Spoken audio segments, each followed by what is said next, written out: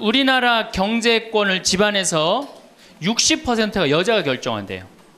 남자가 얼마를 결정하냐면 13% 결정한대요. 근데 제가 어렸을 때 어머니가 어디서 식사를 하셨냐면 방 바닥에서 하셨어요. 방에 상도 많은데 꼭 바닥에서 밥그릇을 갖다 놓고 앉아서 드시더라고요. 저는 왜 밥상에 이렇게 자리도 있는데 꼭 어머니가 저렇게 방 바닥에서 드실까 이런 생각을 했어요. 근데 어머니는 사실은 출세한 거죠. 부엌에서 방으로 들어온 것만 해도 출세한 거예요. 네. 이제 신부 돼갖고 한 달에 한 번 집에를 가는데 이젠 더 놀라운 일이 이제 벌어졌어요. 어떤 일이 벌어졌느냐면 이제 밥을 아버지가 차려 드세요. 네? 황혼이혼은 지금 늘어나고 있어요. 황혼이혼은. 그러니까 늙어서 안 쫓겨나는 게 그것도 여자한테 안 쫓겨나면 감지덕지한 거죠. 그러니까 세월이 50년 만에 완전히 바뀐 거예요. 사촌이 돼버리는 거예요. 사촌이. 엄마를 봐도 말도 안 하고 씩 자기 방에 들어가고 다정하게 말 건네는 게 없어요. 뭐 어렸을 때 막 안기기도 했는데 이건 뭐 자기보다 훨씬 큰 놈이 안기지도 않고. 이 대학교 가면은 얼굴 보기 힘들어지는 팔촌이 됩니다. 이제 장가를 가면 이제 사돈이 돼버리죠. 한 100명 정도 노인대학에 오면은 딱 티가 나요. 저 할머니는 아들밖에 없구나. 저 할머니는 딸이 있구나. 확 티가 나요. 아들만 있는 할머니들은 옷을 이상하게 입고 와요. 아니 사둔 아들이 엄마가 철모를 뒤집어 쓰든 몸빼바지를 입든 관심 없습니다. 21세기는 자고로 누구의 시대냐? 여성의 시대다. 여성을 무시하면 어떤 공동체든 망하게 되어 있습니다. 아니 아무 생각 없는 엄마들이 아파트 베란다 창문에 한쪽에는 가나다라마바 차타카타를 붙여놓고 한쪽에는 ABCDEFG를 붙여놓고. 그리고 옛날에 장남이 죽지 말라고 그러는 이유가 있어요. 왜 죽지 말라고 그러면 동생이 13, 17, 1살이란 말이야. 아니 이렇게 나눠놓고 지금 죽으면 이거 누가 키워야 돼? 공부 못하는 자식한테 너 늙어 커서 뭐가 될래? 이거 말하는 정신이 있으면은 난 늙어서 뭐가 될까? 이거 먼저 걱정하셔야 돼요. 여러분들 앞으로도 50년, 60년 남아 있어요. 아버지가 막 지리산 꼭대기까지 뛰어 올라갔다가 뛰어내려요. 이제 여러분들 인생은요 60부터라는 거 옛날에 많이 들었죠? 실질적으로 인생은 60부터예요. 웃음과 지혜가 가득한 황창현 신부님의 강의 지금 시작합니다. 구독과 좋아요 해주시면 감사하겠습니다. 저는 4가지의 중요한 트렌드를 알고 있으면 된다고 생각을 해요. 21세기는 여성의 시대고 21세기는 노인의 시대고 21세기는 서비스의 시대입니다. 또 21세기는 환경의 시대예요. 그래서 여러분들하고는 오늘 21세기는 여성의 시대와 21세기는 노인의 시대에 대한 이야기만 좀 하도록 하겠습니다. 3번에 제가 3번이 아니고 분당에 이렇게 나가보면은 먹자골목에 가보면 낮에 가보면은 전부 여자 천재예요. 여자들. 남자가 없어요. 남자가. 찜질방을 가봐도 여자 천재예요. 여자 천재. 우리나라 경제권을 집안에서 60%가 여자가 결정한대요. 남자가 얼마를 결정하냐면 13% 결정한대요. 우리나라는 남자들이 결정권이 없어요. 우리 집에 어머니만 봐도 완전히 여자의 팔자가 완전히 고쳐진 걸 볼 수 있어요. 우리 어머니가 처음 시집 오셔서 어디서 식사를 하셨느냐면 부엌 부뚜막에서 하셨어요. 부엌 부뚜막. 이렇게 여기다가 올려놓고 나물에 밥을 3분에 비벼 드셨대요. 지금도 어머니하고 이렇게 밥을 이렇게 먹으면 어머니가 3분 만에 드세요. 왜 이렇게 빨리 먹느냐 그러니까 시집 6.25 이전에 시집을 와갖고 밥을 빨리 먹어야만이 소 꼴도 먹이고 죽도 쓰고 애들 젖도 먹이고 어디 감히 시아버지하고 남편하고 밥을 먹느냐 이거예요. 근데 제가 어렸을 때 어머니가 어디서 식사를 하셨냐면 방 바닥에서 하셨어요. 방에 상도 많은데 꼭 바닥에서 밥그릇을 갖다 놓고 앉아서 드시더라고요. 저는 왜 밥상에 이렇게 자리도 있는데 꼭 어머니가 저렇게 방 바닥에서 드실까 이런 생각을 했어요. 근데 어머니는 사실은 출세한 거죠. 부엌에서 방으로 들어온 것만 해도 출세한 거예요. 네. 20년 만에 방에 들어와서 식사를 하신 거예요. 근데 제가 신학교에서 방학 때 와보니까 놀라운 일이 벌어지셨어요. 어머니 밥그릇이 밥상 위로 올라왔어요. 아버지하고 마주보고 식사를 하시더라고요. 이걸 뭐라고 그러냐면 맘먹는다고 그럽니다. 이때부터 맘먹기 시작하더라고요. 아버지하고. 목소리가, 어머니 목소리가, 그전에는 어머니 목소리가 커졌던 기억이 안 나는데 밥상 위에 밥그릇이 올라오면서부터 이게 어머니 목소리가 더 커지기 시작했어요. 근데 제가 이제 신부돼 갖고 한 달에 한 번 집에를 가는데 이젠 더 놀라운 일이 이제 벌어졌어요. 어떤 일이 벌어졌느냐면 이제 밥을 아버지가 차려 드세요. 어머니가 안 차려주세요. 아버님 하시는 말씀이 엄마 성당 간다고 가방 들고 나가시면은 해 떨어지기 전까지는 안 들어온대요. 여러분들도 지금 오늘 아침에 상 차려놓고 지금 나왔죠? 남편이야 밥을 먹곤 말건 이게 완전히 세상이 바뀐 거죠. 어떻게 감히 남편 밥을 안 차려주고 강원도까지 옵니까? 점심 한 끼인데요. 뭐 이렇게 간이 커졌다니까 여자들이.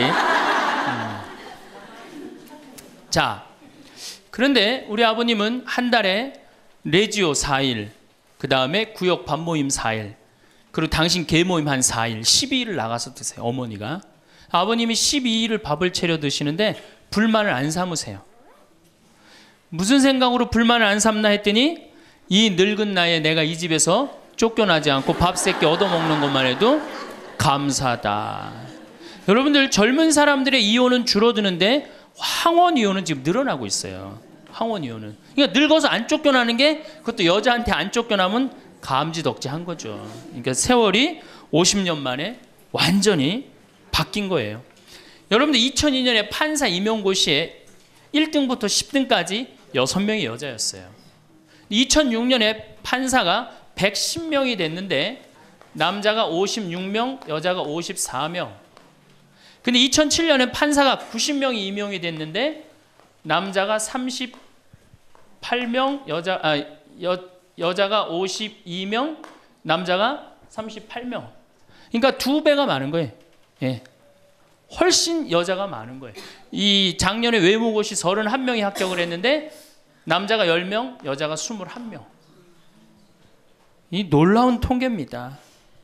제가 이군 사령부에 가서 강의를 한 적이 있어요. 이군 해군 평택에 있는 장병 한 1000명한테 강의를 했어요. 환경 강의를 하고 끝나고 나왔는데 거기 소령님이 저한테 부대를 구경시켜줘요. 제가 이 군 부대 강의를 많이 들어가는데 꼭 군대 가면 자기 부대를 꼭 구경시켜줘요. 이군 해군 사령부가 서해 교전한 부대예요. 그 배 막 올려져 있고 배도 구경시켜주고. 근데 이제 3,000톤급 구축함을 이렇게 했는데 뭐 포가 얼고 배길이가 뭐 100m고 막 설명을 해주는데 옆에 대위 3명이 딱 걸어가는데 여자 대위가 어깨가 딱 벌어진 키가 1m 70이 넘는데 3,000톤급 구축함은 눈에 안 들어오고 여자만 내가 이렇게 고개가 돌아갔어요. 그랬더니 이 소령님이 저한테 그러더라고요. 신부님 멋있느냐고. 아우 멋있다고. 그랬더니 그 소령님 하시는 말씀이 자기는 쟤네들만 보면 무섭대요. 왜 무서우냐? 이게 쟤네들이 그 있는 부대 그 중대하고 남자 대위 부대하고 이렇게 축구 시합하면 꼭 여자 부대 애들이 이긴대요. 중대장. 왜? 이 군대가 얼마나 삭막해요. 그 삭막한 군대에 자기 중대장님이 여자야. 그러니까 이 시합을 하면 그 여자 중대장님을 위해서 목숨을 바쳐서 뛰는 거예요.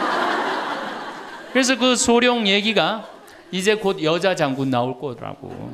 이제 곧 여자 장군 나올 겁니다. 이제는.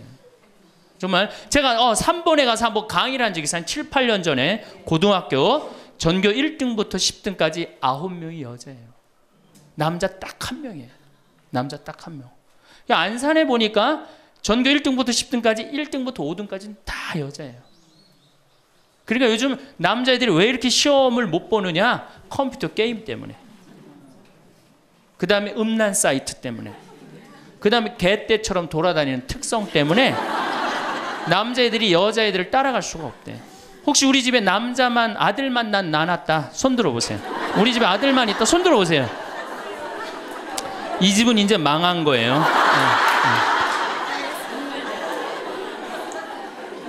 여러분들이 지금 조금 새마을 쪽으로 멀리 돌아오셨는데 거기에 횡성고등학교, 민족4강고등학교가 있어요.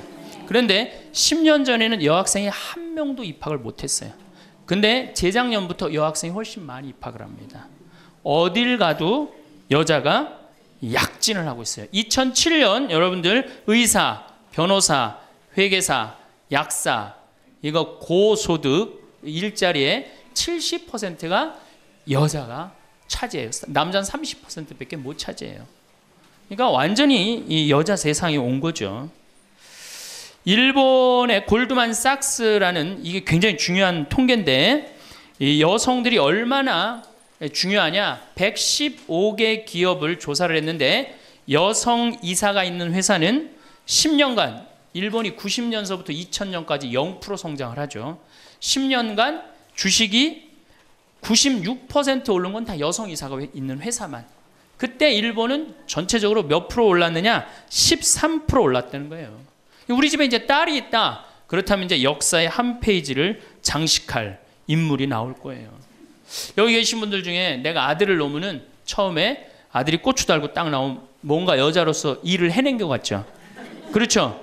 내가 드디어 이 시집에 와서 이 집에 이제 대를 잇는구나. 그리고 이놈이 이제 고추를 달고 막 뛰어다니면 그렇게 뿌듯하대요. 쳐다만 봐도. 그렇죠? 근데 이제 이놈이 이제 고등학교에 가고 콧수염이 나기 시작하면은 멀어지는 거예요. 사촌이 돼버리는 거예요. 사촌이. 엄마를 봐도 말도 안 하고 씩 자기 방에 들어가고 다정하게 말 건네는 게 없어요. 뭐 어렸을 때 막 안기기도 했는데 이건 뭐 자기보다 훨씬 큰 놈이 안기지도 않고 이 대학교 가면은 얼굴 보기 힘들어지는 팔촌이 됩니다. 이제 장가를 가면 이제 사돈이 돼버리죠.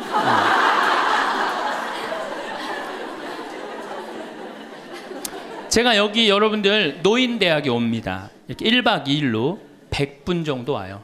한 100명 정도 노인대학에 오면은 딱 티가 나요. 저 할머니는 아들밖에 없구나. 저 할머니는 딸이 있구나. 확 티가 나요. 아들만 있는 할머니들은 옷을 이상하게 입고 와요.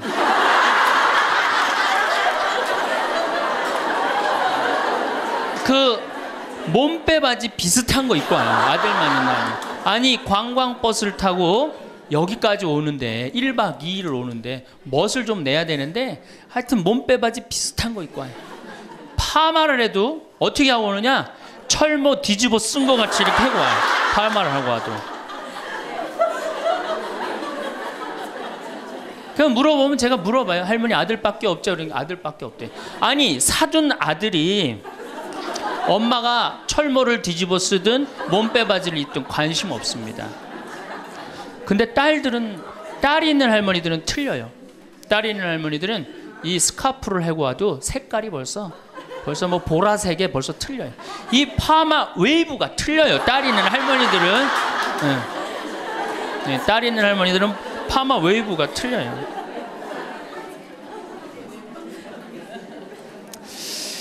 그렇다고 그러죠. 똑똑한 자식은 나라의 자식이 됩니다. 그렇죠?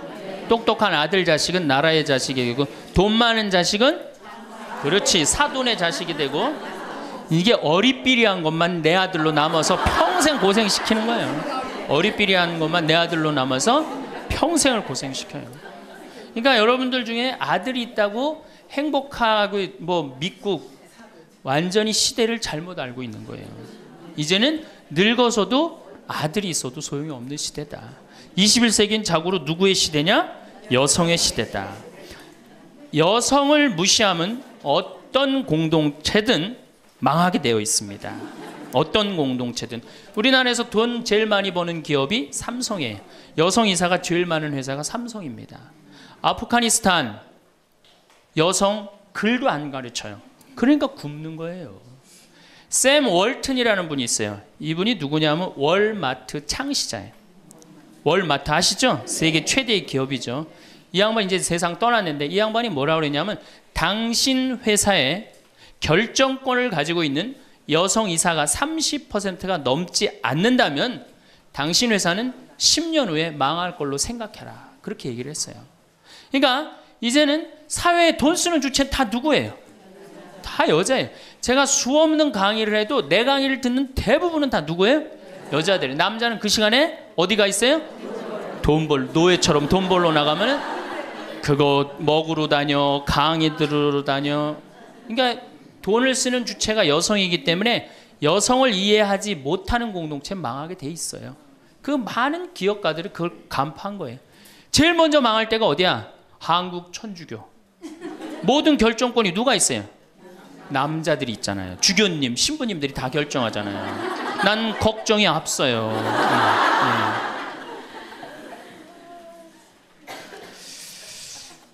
사회는 변해가는데 교회는 이 엄청난 시대의 변화를 이해하지 못하고 있어요. 따라가지 못하는 거죠. 그러니까 성당 나오는 대부분의 정말로 이 신앙생활하는 대부분의 우리 고객은 신앙생활하는 교우들은 누구예요? 여성이란 말이야. 근데 신부들이 뭘 알아요? 여러분이 뭐 때문에 괴로워하는지 알아요? 몰라요. 한 걸음 건너는 거예요. 이 늙은 나이 드신 할머니들은 뭐 때문에 괴로워요? 그놈은 며느리 때문에 괴롭잖아요. 근데 우리가 며느리 때문에 괴로워하는 시어머니를 잘 이해합니까? 못하죠. 젊은 여러분들은 뭐 때문에? 죽지도 않는 시어머니 때문에 괴롭잖아요. 성당에 와서 앉아 있어도 답답한 거예요. 정말 그런 뻥 뚫리는 얘기 별로 못 들어요. 그러니까 우리 천주교가 사실은 뭐 400만이다 500만이라 그래도 미사 참여는 120만 밖에 참여를 안 합니다. 그러니까 네 식구 중에 한 식구만 주일날 와서 밥 먹는 거예요. 망한 거죠. 사실은 엄격하게 보면은. 근데 이런 심각성을 잘 못 느끼고 있는 거예요. 그러면은 여성들이 왜 이렇게 갑자기 살기 좋은 세상이 됐느냐? 이유가 있어요. 20세기에 10대 발명품이 있습니다. 여러분들 그게 뭐냐면은 상대성 이론, 원자탄 2차 세계대전을 끝낸 거, 페르마의 마지막 정리, 자동차, 비행기, DNA 이중 나선 구조, PC, 인터넷, 물리학의 양자역학. 이게 20세기 최대의 발명품인데 최대의 발명품은 1961년 독일 쉘링사에서 나온 아나보나라는 피임약이에요. 그럼 피임약이 나오기 전에 우리 어머니 세대 70, 80이 된 어머니 세대는 애를 몇 낳았어요? 10명. 아, 멋있는 말 없어요? 한타스. 그건 멋있는 말이 아니야. 우리 어머니 세대는 어떻게 힘 닿는 대로 낳죠. 힘 닿는 대로. 그런데 이거보다 더 멋있는 말이 있어요. 생기는 대로. 얼마 전에 충청도 레지아 그 강의를 갔는데 거기서는 충청도 사람들은 또 우리하고 생각이 틀리더라고. 닥치는 대로 낳대요.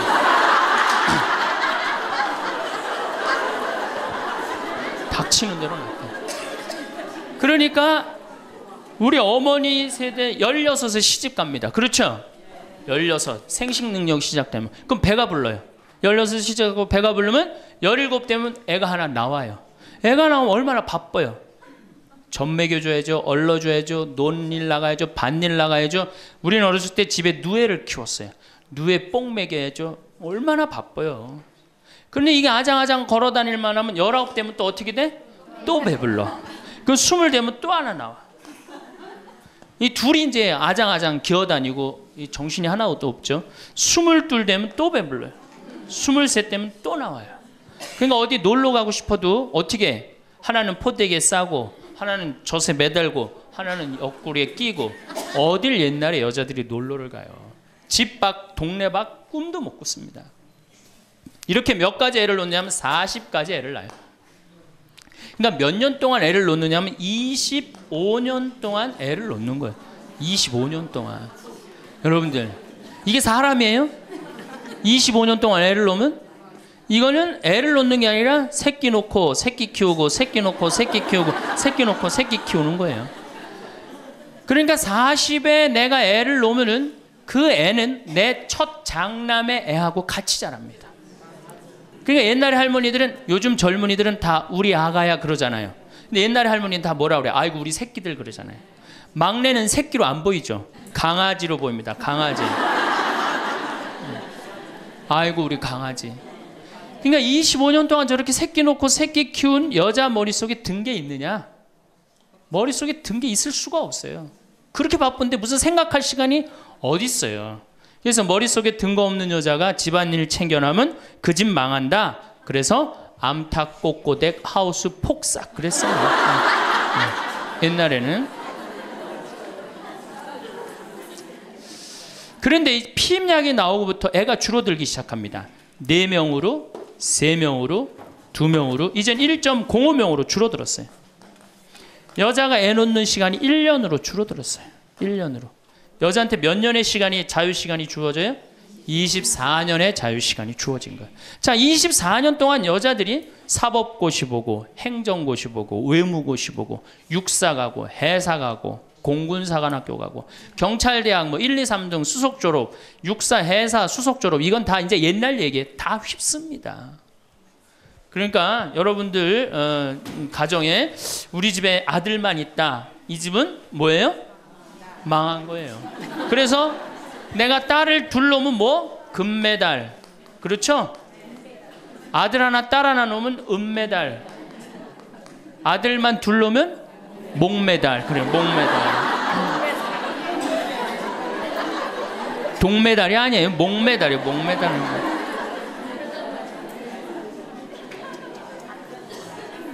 그런데 문제는 이렇게 여자들이 살기 좋은 세상이 됐어요. 이렇게 살기 좋은 세상이 됐는데 참 불행하게도 대한민국에서는 여자들이 이 사회를 주도해 나가는 주도 세력이 못 됩니다.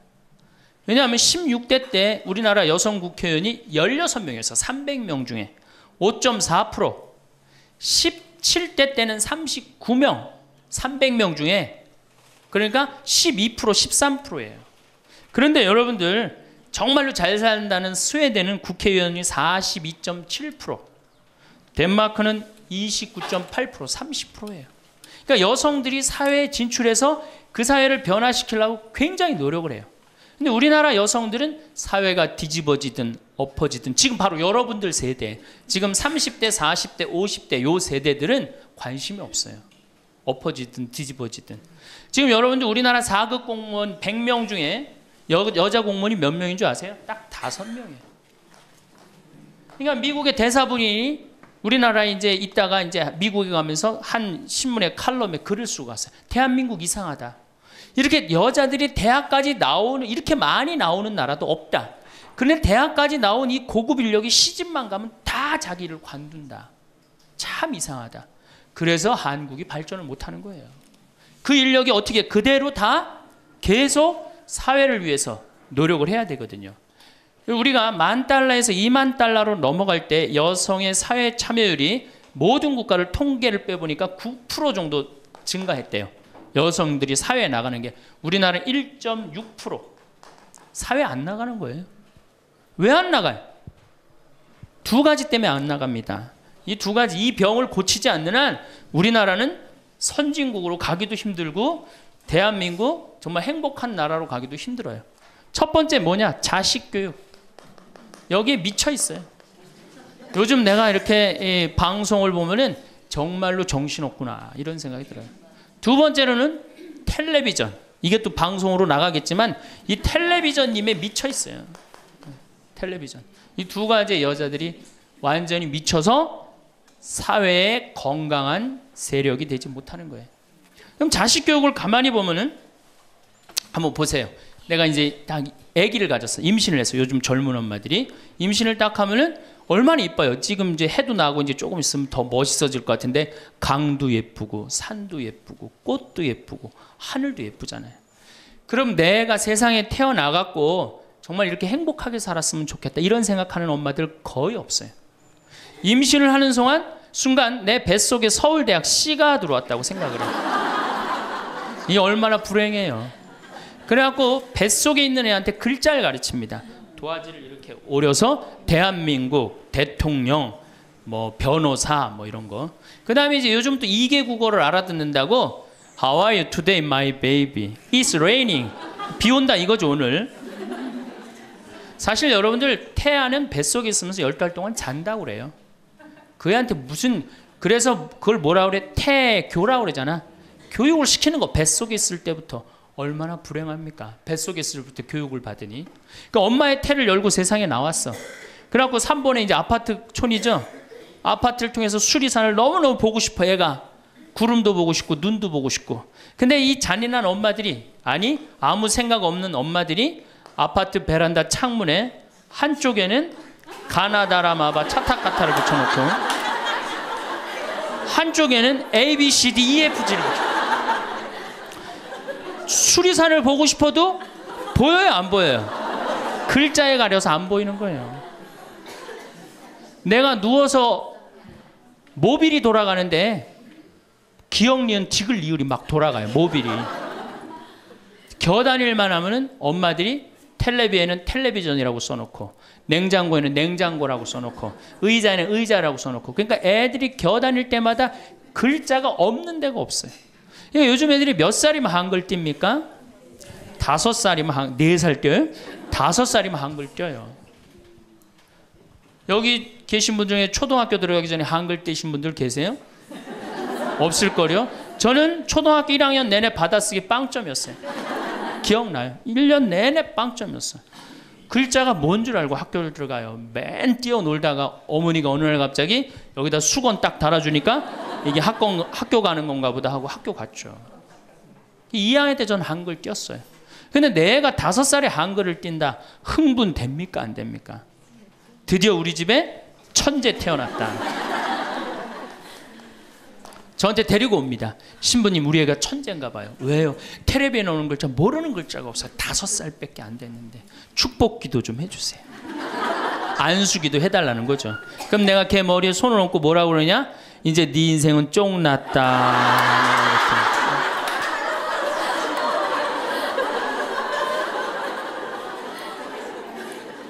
왜? 피아제나 썸머힐이나 몬테소리 같은 유아 교육 이론을 가만히 읽어보면요.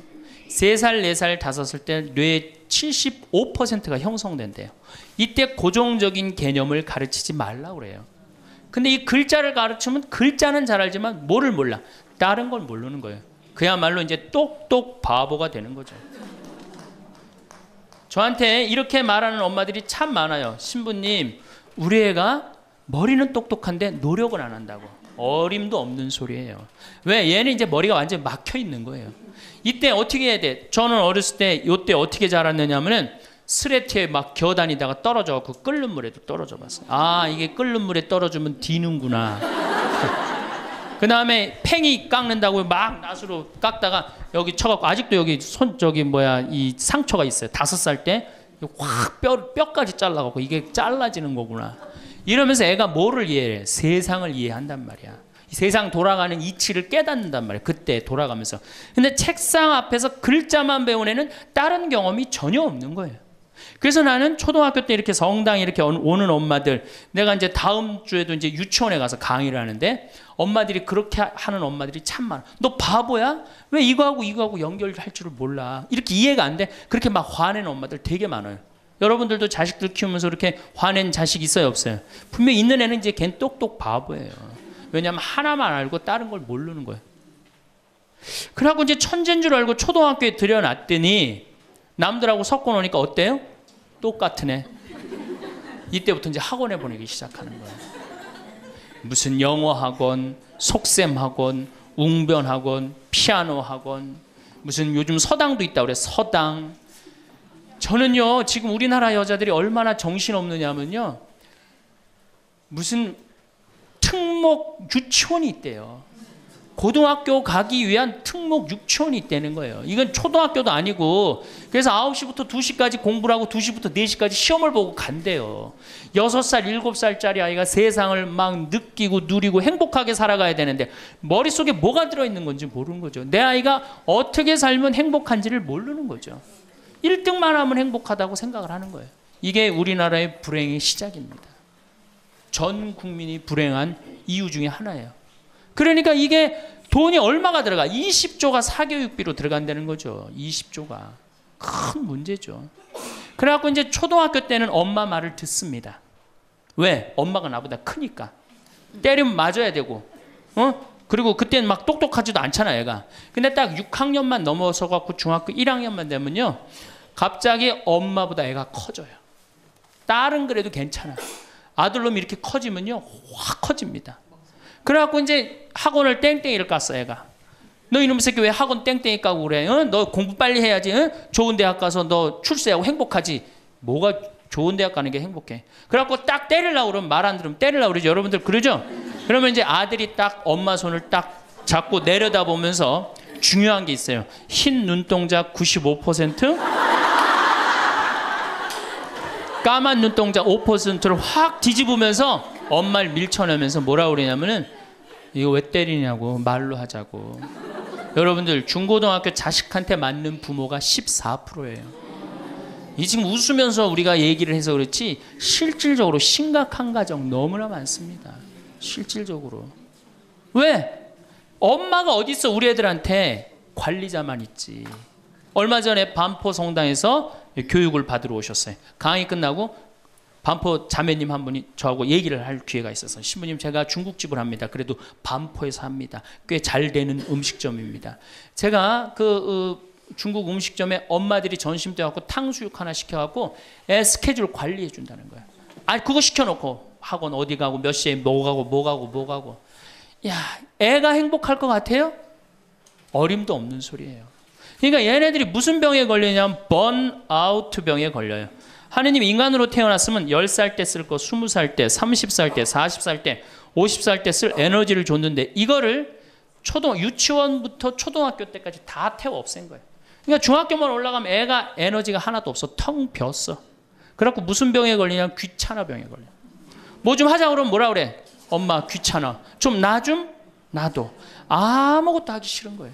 그렇게 시달렸으니, 아니 초등학교 때는 4시간, 8살짜리가 4시간 공부하면 많이 한 거 아니에요? 공부? 근데 요즘 애들이 어떻게 해요? 밤 10시까지 학원을 다녀요. 그래서 한 애가 자살을 했잖아요. 근데 유서를 써놨는데 뭐라고 써놓고, 아버지는 8시에 들어오는데 왜 내가 10시에 들어와야 되느냐. 4학년 애가 초등학교. 이렇게 인생이 힘든 거라면 죽겠다. 그리고 뛰어내려서 죽었어요. 이거 누가 만드는 거예요?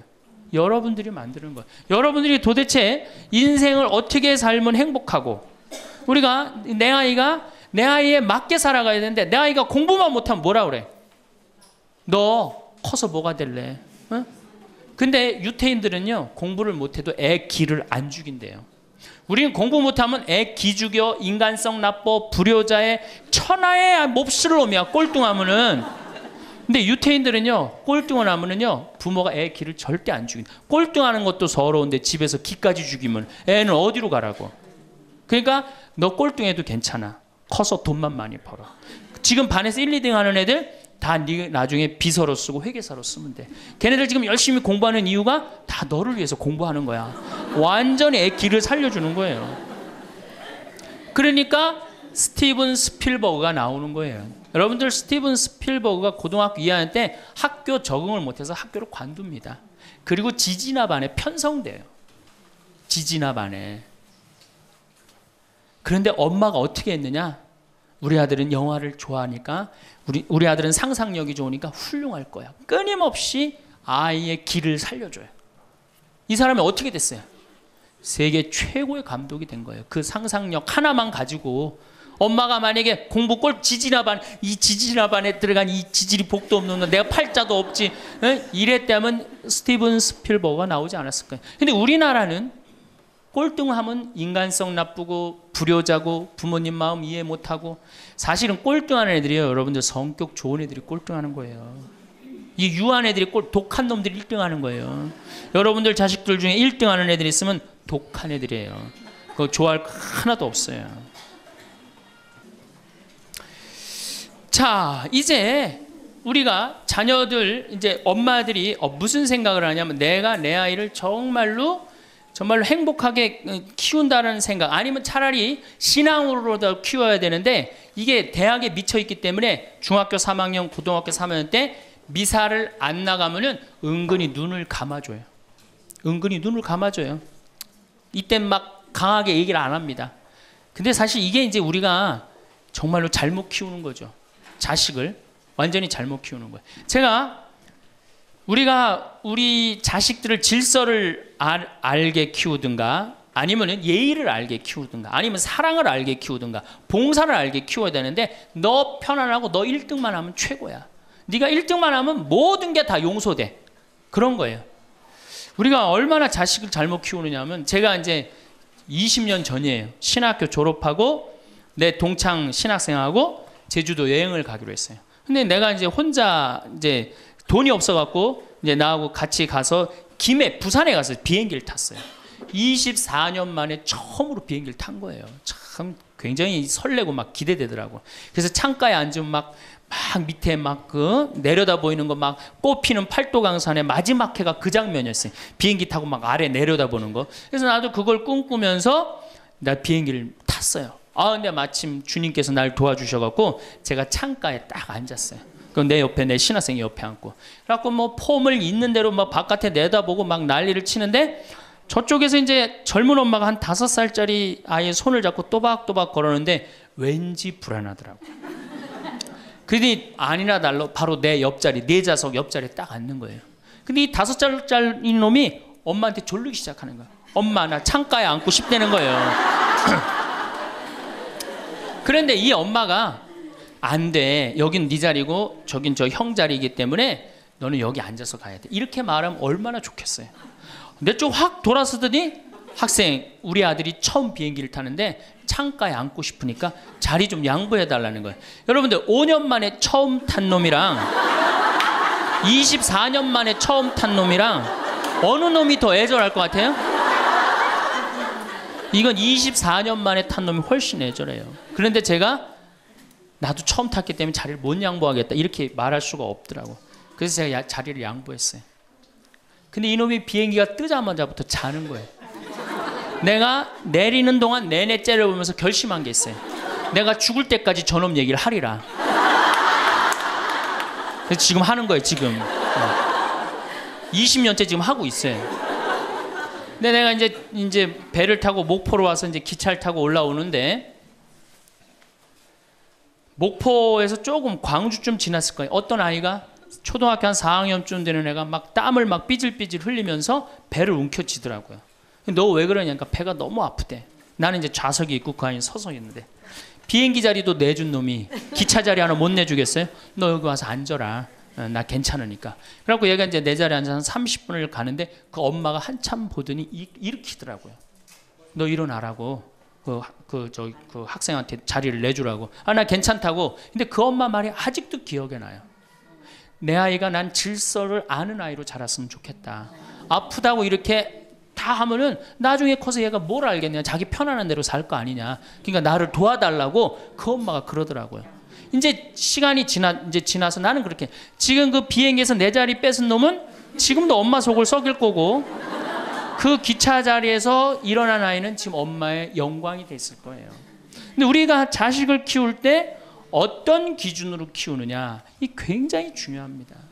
어쨌든 신부님은 결혼을 안 해갖고 자식의 소중함을 몰라서 그런 답답한 소리를 합니다. 그래갖고 이제 어떻게 내 아이가 이제 서울대학을 갈 줄 알았더니 지방 무슨 제3대학을 졸업을 했어. 네. 졸업을 해갖고 취직을 했어. 그럼 부모 역할 다 한 거야 안 해요? 부모 역할 다 한 거예요. 역사적으로 자식이 농사를 지을 줄 알았으면 부모 역할 다 했어요. 공자님 시대 평균 연령이 몇 세였냐면 38세였어요. 16에 시집을 가갖고 32, 33 때면 내 아이가 16이 됐을 때 부모가 기다려줬어요? 안 기다려줬어요? 안 기다려줬어요. 죽었어요. 그러니까 옛날에는 자식이 부모한테 애절합니까? 안 애절합니까?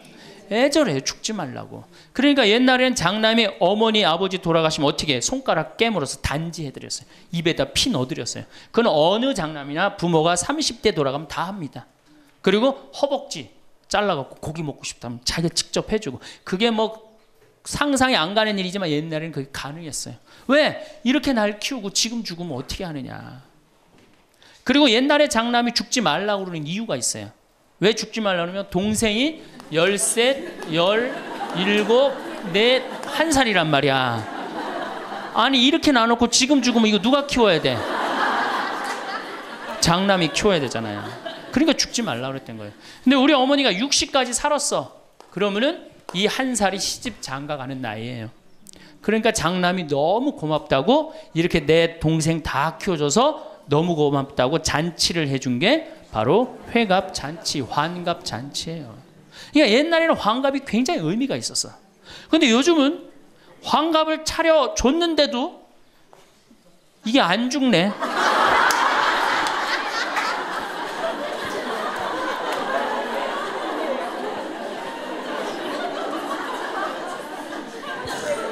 그 노노 2인 4편에 뭐라고 그러냐면 너희는 부모의 나이를 꼭 기억해둬라.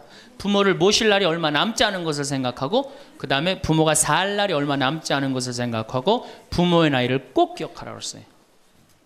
나는 그걸 읽고 우리 어머니가 얼마 살 날이 얼마 남지 않았구나 그런 생각을 하고 매년 나이를 기억해뒀어요. 근데 이제는 포기했어요. 헷갈려요. 몇 살을 사시는지. 그리고 어머니가 60대 뭐라고 그러셨느냐면은 에휴 늙으면 죽어야 돼. 늙으면 죽어야 돼. 그래서 그때 굉장히 내가 그 논어를 막 한참 읽을 때라 정말로 내가 부모한테 잘해야 되겠구나. 본수원 갈비집에 가고 갈비 한 번 더 사드리고 전화 한 번 더 드리고 했어요. 근데 이제 요즘은 이제 그 얘기 들으면 막 화가 나요. 그 얘기 한 지 벌써 16년이 지났어요. 죽을 기미가 안 보여요. 그래서 제가 2년 전에 어머니한테 가서 그랬어요. 어머니 자식들 앞에서 이제 늙으면 죽는다는 소리 하지 말아라. 자식들 사기치는 것도 아니고 이게 뭐냐. 그런데 설날 집에를 갔는데 어머니가 이게 자식들이 거실에 꽉 찼는데 무슨 속상한 얘기를 하는데 늙으면 죽 그러다 저하고 눈이 딱 마주쳤어요. 늙으면 죽 그러시다 마시더라고요. 이제 늙어도 안 죽어요. 여러분들 평균 연령이 지금 83세입니다. 그러니까 대부분이 90까지 살아요. 재수 없으면 100살까지 살아요. 여러분들은 몇 년을 사냐면 120년을 삽니다. 그럼 몇 년 남은 거예요? 여러분들 자식들한테 공부 못하는 자식한테 너 늙어 커서 뭐가 될래? 이거 말하는 정신이 있으면은 난 늙어서 뭐가 될까? 이거 먼저 걱정하셔야 돼요. 여러분들 앞으로도 50년, 60년 남아있어요. 근데 이렇게 오래 살 줄 모르고 있는 돈 없는 돈 누구한테 다 쏟아붓어? 자식한테 다 쏟아붓어. 있는 돈 없는 돈. 그리고 맨 손가락 빨면서 50년을 산다. 이건 축복이 아니라 저주예요. 저주. 정말로 생각 잘 하셔야 돼요. 우리나라 여성들 지금 자식한테 지금 학원비 1년에 20조 쏟아 넣을 일이 아니에요.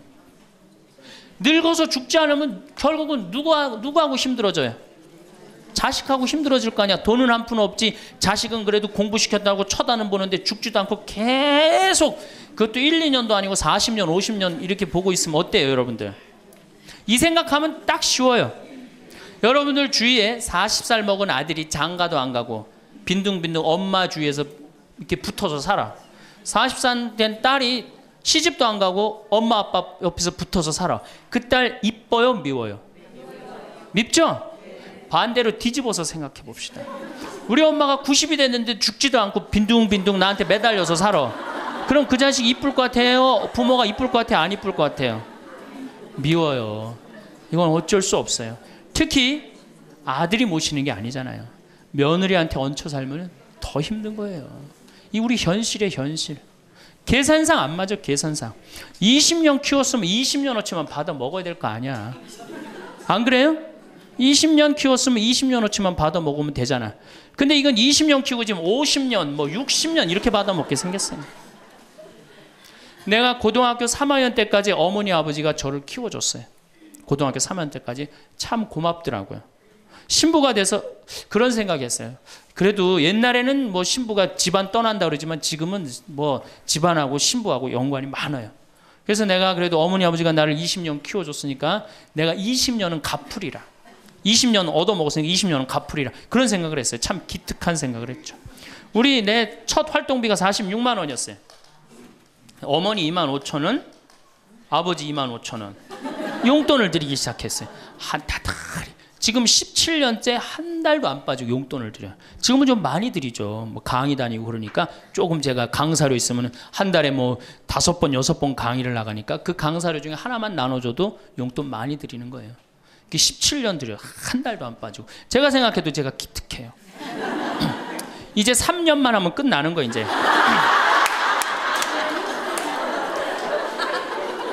3년만 하면 끝나는데 집에 가보면은요 3년으로 끝날 것 같지가 않아요. 아버지가 막 지리산 꼭대기까지 뛰어 올라갔다가 뛰어내려요. 이 심각한 문제입니다. 네. 그러니까 아버님이 이렇게 지금 이제 78이신데 우리 큰형님 형님으로 동네에서는 알고 있어요.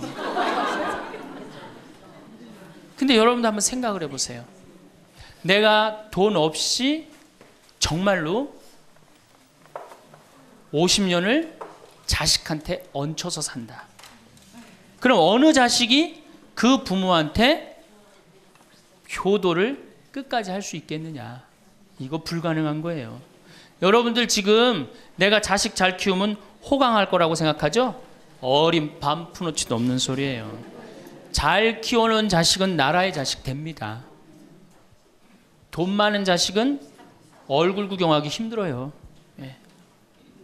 돈 있어갖고 이민을 가면 자식하고 어떤 관계 된다고 그래요? 요즘 그 유명하죠? 해외 동포 된대잖아요. 아들하고 나하고 해외 동포 된다고 그러잖아요. 근데 이제 여러분들만 이제 안 죽는 게 문제가 아니에요. 우리 신부들도 안 죽네.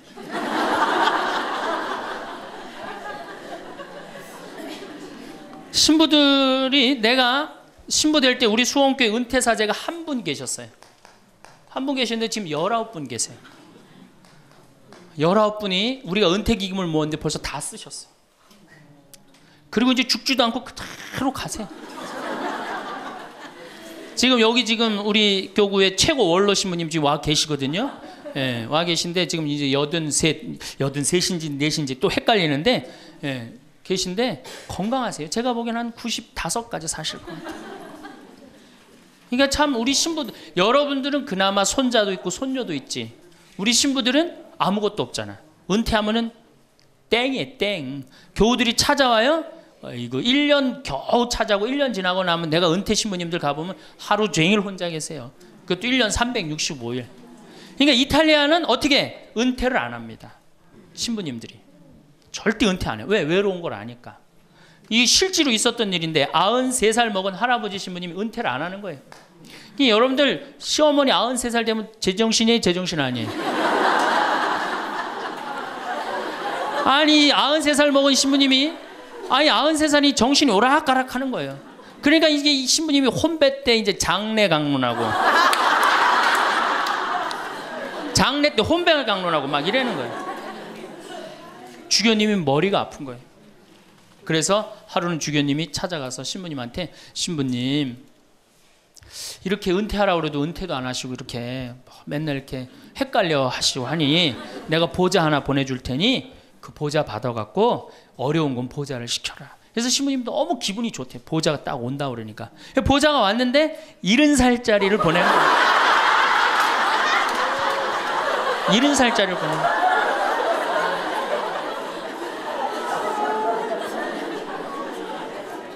이제 여러분들 인생은요 60부터라는 거 옛날에 많이 들었죠? 실질적으로 인생은 60부터예요. 우리 이런 노래 알죠? 노세 노세 젊어 노세 늙어지면 못 노나니 이런 노래 있죠. 이게 100년 전에 우리 조선시대의 평균 연령이 46세였어요. 이때는 늙어서 놀 수가 없었어. 왜? 젊어서 다 죽었으니까. 근데 이 노래 이제 완전히 고쳐야 돼. 노세 노세 늙어 노세 늙어지면 안 죽나니. 이제 안 죽어요. 이제 안 죽어요. 이제 제가 다음 시간에는 그럼 노년에 대한 이해에 대한 말씀을 드릴 겁니다. 왜 우리가 노년을 잘 이해해야 되느냐? 이게 우리 사회에 아주 중요한 문제이기 때문이에요. 아주 중요한 문제예요. 그리고 자식 교육, 아까 자식 교육하고 텔레비전, 이 텔레비전님을 우리가 쳐 없애야만이 우리가 행복한 삶을 살 수 있어요. 그래서 여러분들 다음 시간에는 제가 이 두 가지에 대해서 좀 자세히 이야기하도록 하겠습니다. 네. 감사합니다.